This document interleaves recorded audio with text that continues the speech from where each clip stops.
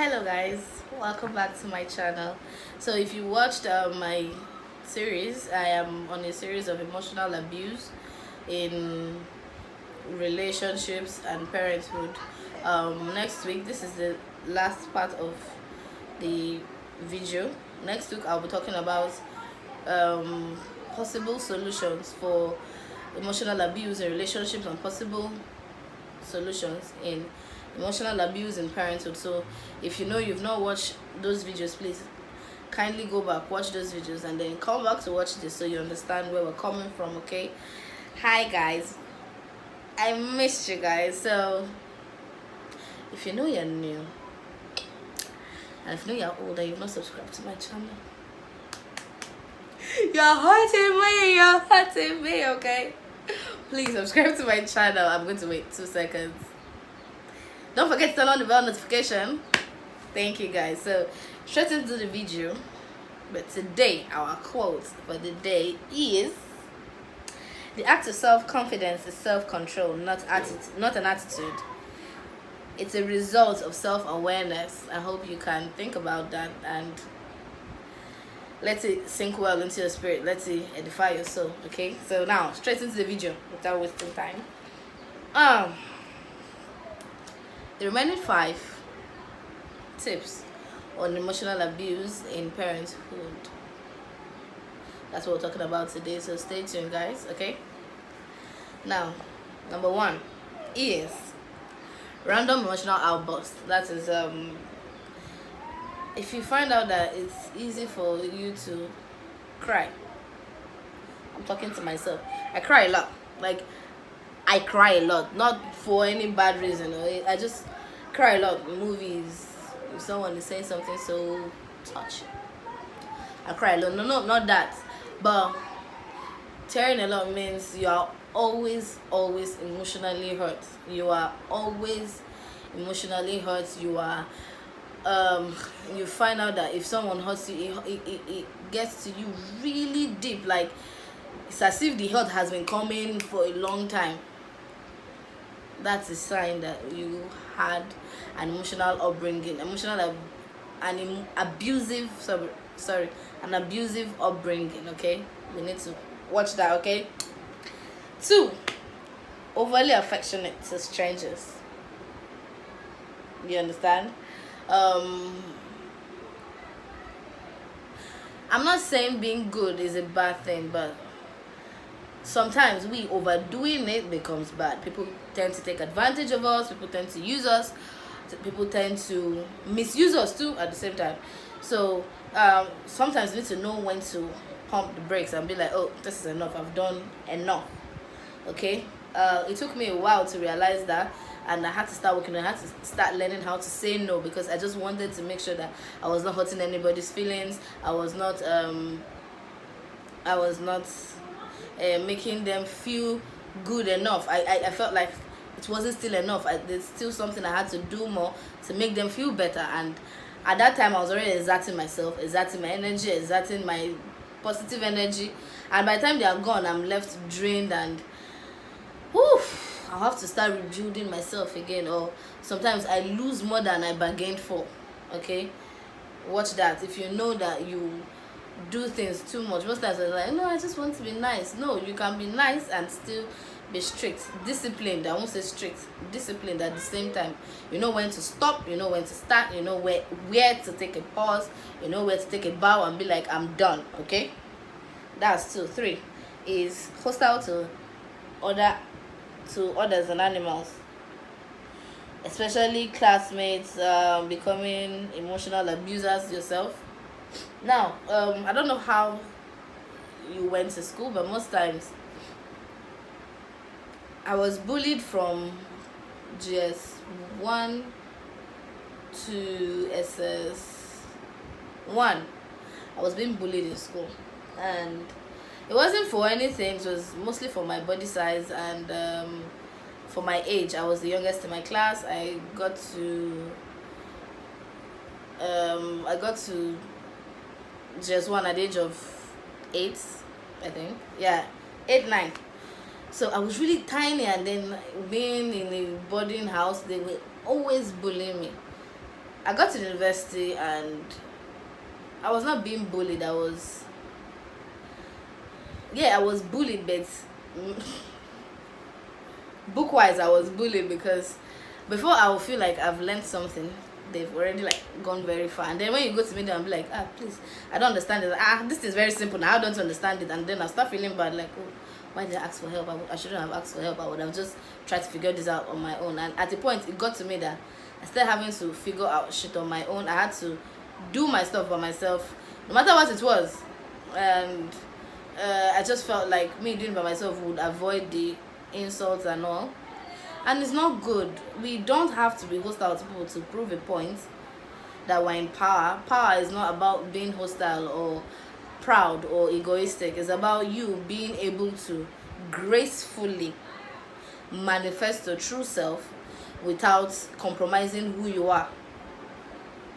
That's what it is, okay? So that's the third one. Fourthly, you have little to no friends. So some of us adults feel like, oh, it's because I'm too busy. Oh no, it's because I just don't know how to make friends. I don't know how to get friends. I feel like if it's not just my partner or my family, I can't be friends with a random person or a stranger. I can't build friendship. But you can. I moved to Lagos last year, February 2019, and I felt I came to a town where I just knew myself. And this is February 2020, that's 1 year exactly in Lagos, and I've built a platform where I now have friends.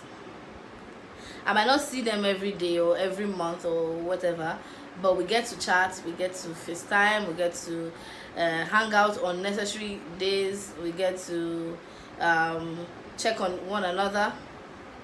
Sometimes I get bored in my house and then I decide to go over to my friend's house and just be there, not to say anything. And before I couldn't, because I felt like I couldn't make friends. I couldn't.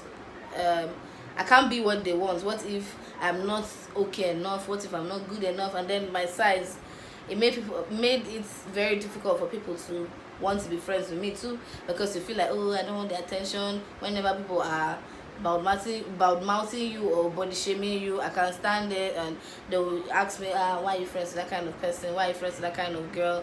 She's not your size. She's like you working with your mom. Even guys, they'll be like, no,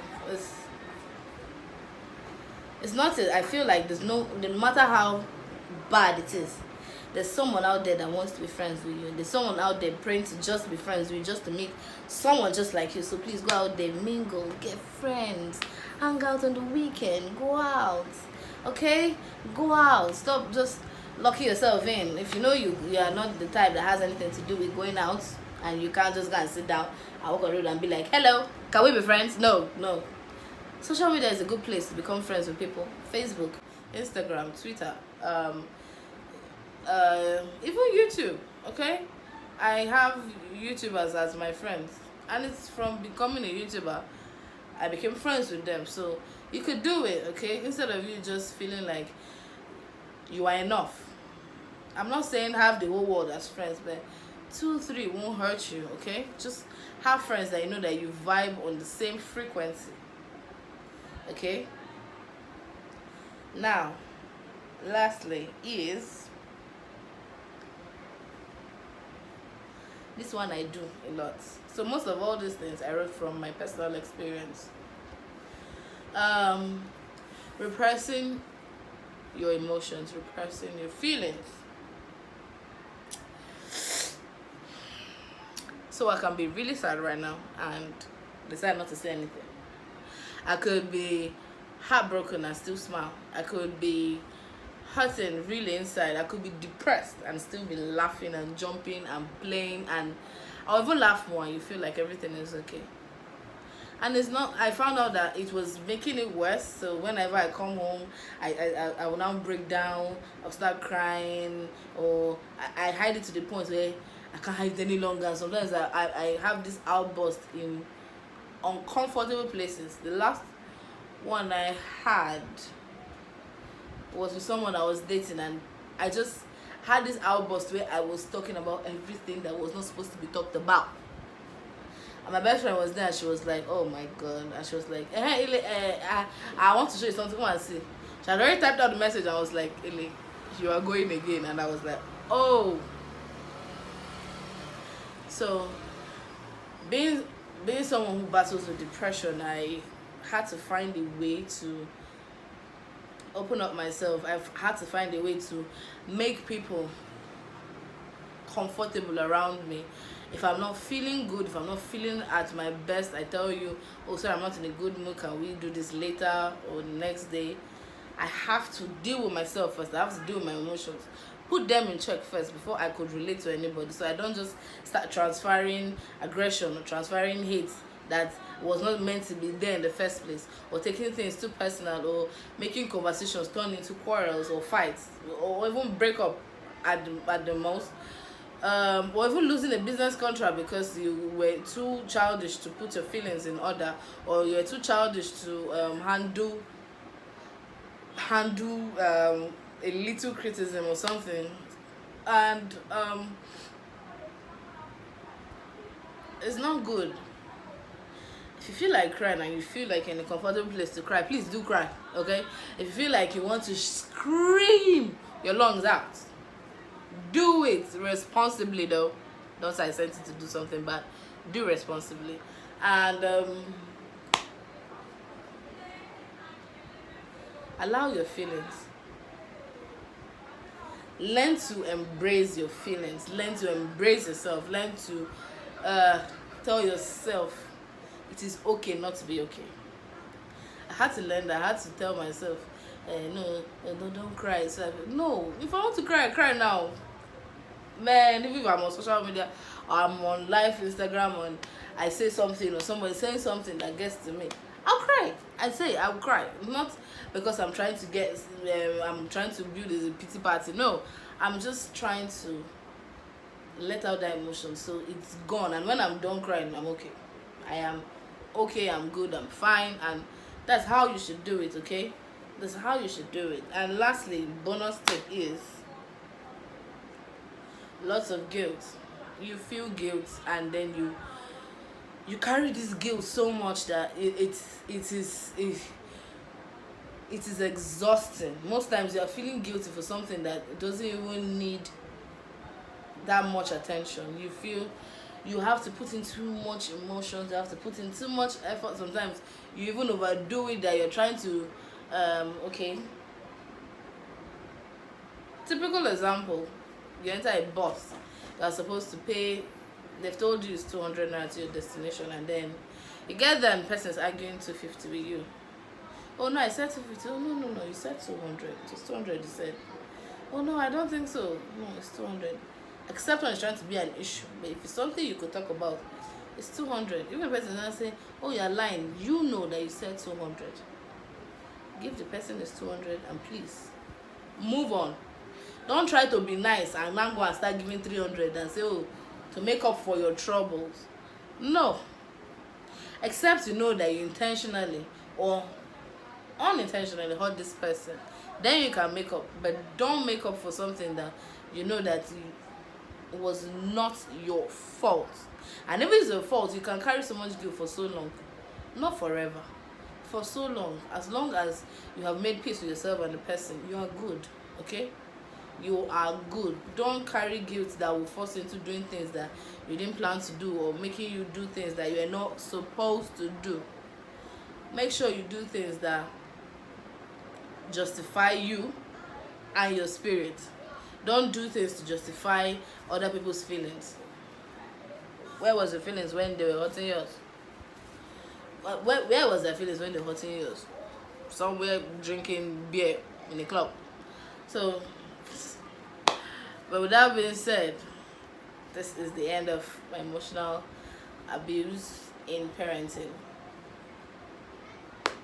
Please, let's try to share this with family, friends, loved ones, because most of us are dealing with this secretly, and we feel like we Nigerians don't think it's a normal thing to go and see a therapist or to go and see a psychologist. So please, let's watch this video, share it with people that you feel like needs to see this, needs to learn how to forgive themselves. Okay, learn how to forgive themselves, learn how to let things go.